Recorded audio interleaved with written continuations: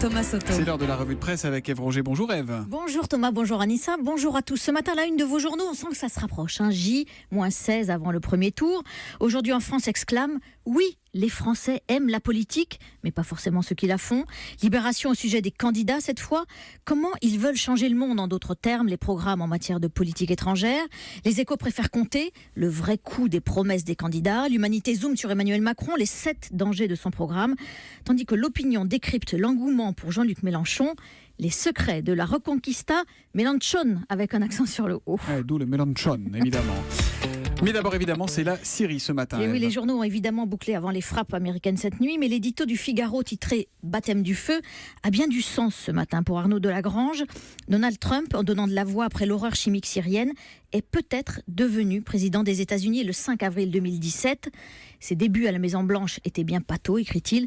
Il semble soudain dans ses habits. Mais je voudrais revenir ce matin sur la terrible une de Libération dont je vous parlais hier, un photomontage d'enfants victimes de cette attaque. L'édito de Libé ce matin nous raconte le making-of de cette une, où l'on comprend que les journalistes se sont posés beaucoup de questions avant de la publier. D'abord, est-ce qu'on peut montrer des photos de victimes, a fortiori quand il s'agit d'enfants? Est-ce qu'on l'aurait fait s'ils avaient été français? Alors ils ont essayé de grossir l'image pour ne pas reconnaître les traits des enfants. C'était pas convaincant. Et puis ils ont essayé avec une seule victime, ça marchait pas non plus. Alors ils ont cherché d'autres photos, raconte Johan Hufnagel. Ils sont tombés sur une image de Bachar el-Assad avec sa femme et leurs enfants, et la stupeur, bon sang, mais c'est bien sûr, Assad est bien en train de tuer ses enfants. Tout ce titre choque les enfants d'Assad, et la photo des victimes s'est alors imposée. La campagne électorale chez nous, on y vient, et les secrets donc de ce fameux Mélenchon. Oui, vous le dites bien. Oui, l'opinion s'interroge. Pourquoi il n'y a plus de rouge sur son affiche? Plus d'international dans ses meetings, plus de camarades qui tiennent. Eh bien, c'est une femme qui se cache derrière cette métamorphose. Son nom, Chantal Mouffe.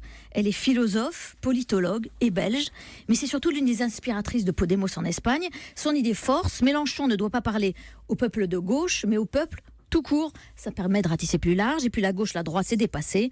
Maintenant, le vrai clivage, il est entre le peuple en bas et la caste, les élites en haut, et ça marche, constate l'opinion. La France insoumise de 2017 fait beaucoup plus recette que le Front de gauche de 2012. Résultat, aujourd'hui, Mélenchon caracole à 17% dans les sondages. Oui, dans une dynamique haussière dans les derniers sondages. Alors d'autres chiffres, Ève, mais cette fois-ci, ce n'est pas de la politique. Et non, mais je vais vous parler sport maintenant, du marathon précisément, et ça se passe dimanche à Paris. Il faut lire cet article dans La Croix avec cette question: est-ce qu'on peut passer sous la barre des 2 heures? Aujourd'hui, le record est à 2 heures, 2 minutes et 57 secondes. Est-ce qu'on peut faire mieux? Il faut courir plus vite. Les spécialistes, alors vous allez voir, les spécialistes divergent. Raconte La Croix, pour les uns, le seuil des 2 heures correspond aux limites physiologiques de l'être humain. Pour d'autres, on peut encore gagner grâce au progrès de la préparation physique et mentale, au progrès des chaussures, de la nutrition. Et c'est Nike qui a décidé de relever le défi. D'ici cet été, la marque a constitué une équipe de 3 coureurs, dont le champion olympique en titre. Ça va se passer en Italie, une boucle de 2,4 km, en partie sur le circuit de Formule 1 de Monza. Et les voitures, j'ai calculé, elles font le marathon en 12 minutes. Oui, mais elles ont 4 roues et un moteur. Évidemment, ça joue. Certains d'entre nous sont en vacances, mais les profs, eux, travaillent. Oui, en tout cas pour Marianne, l'hebdomadaire a demandé à 5 d'entre eux ce qu'il fallait changer pour que l'école progresse, en particulier en primaire, parce que c'est là où tout se joue, et dans les zones difficiles. Et leurs réponses sont passionnantes. On va prendre celle de Philippe, par exemple. Il est instit à Clichy-la-Garenne, dans les Hauts-de-Seine. Pour lui, c'est simple. Il faut 2 adultes par classe. C'est le minimum aujourd'hui. Les profils sont tellement divers entre les élèves qui sont en situation de handicap, en détresse affective ou encore ceux qui ne parlent pas français. Être à 2, c'est la seule façon de pouvoir s'adapter au niveau de chacun. Et puis pour Philippe, il faut absolument raccourcir les temps de vacances. Ça va pas faire plaisir à tout le monde. Pour passer plus de temps avec chaque enfant, il raconte que dans une journée, il n'a pas toujours le temps de s'adresser à chacun de ses 28 élèves. C'est effrayant. Vous voulez nous parler chiffon pour terminer? Oui, je vais y aller. Oui, Thomas, je n'ai pas résisté à l'article de Marianne consacré aux premières dames. Alors, le journal établit 4 sociostyles de First Lady. D'abord, les effacés, bien élevés, en retrait, où l'on trouve Yvonne de Gaulle, Anémone Giscard d'Estaing et bien sûr Pénélope Fillon. 2, les femmes trophées, celles qui rajoutent de la lumière sur la photo. Jackie Kennedy, Carla Bruni, Julie Gaillet. Michelle Obama. Absolument. 3, les cautions intello, celles qui cultivent leur propre jardin.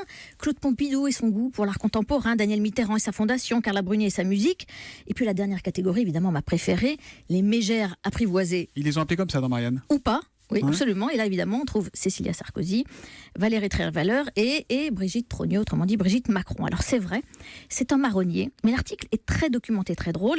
Alors évidemment, Thomas et Marianne a oublié la moitié du sujet, mettre les candidats dans des catégories. Alors moi, je l'ai fait. Alors j'ai décidé de mettre Mélenchon dans la catégorie mégère apprivoisée, Fillon dans les effacés et Macron dans les hommes trophées. Et ben voilà pour Ève Roger, la revue de presse. Merci pour cette semaine en votre compagnie, ma chère Ève. Lundi, on retrouvera Natacha Polony.